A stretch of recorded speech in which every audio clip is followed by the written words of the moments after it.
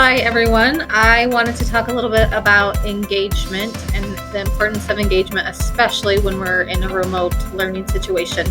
Everyone should have a copy of Distance Learning Playbook, and if you don't, please talk to your building administrator so that you can get a copy of it. Within that, it talks about engagement and specifically a continuum of engagement. And so we know that kids can go from being actively disengaged and disrupting your classroom, distracting others, disrupting the online environment, to full engagement, which is really setting goals, seeking feedback, self-assessment. Once you understand what that looks like, you're going to want to apply that to creating your tasks in your remote learning classroom, in your Google Classroom.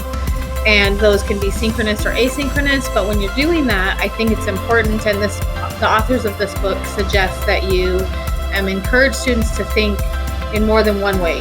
So you want to go from having closed tasks to open tasks. So there's more than one entry point for kids. There's more than one way to complete the assignment.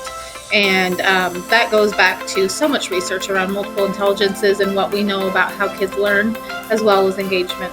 Another thing you want to do is to move from information to understanding by requiring students to connect and relate. So how do these two dissimilar ideas actually relate to each other? How can we compare and contrast? That's going to help kids, and it's going to take it up a notch in the engagement world.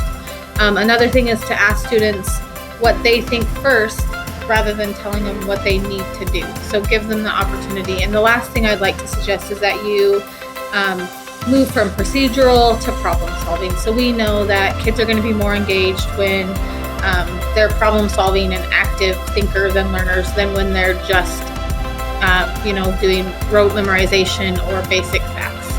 So again, I think so important that we engage all of our learners, and you have resources in your buildings to help you, your building administrators, your coaches, Katie McKee, myself, Heidi Miller. We are all here to support you, and if you need more information on this, we'd be happy to get it to you. Thank you.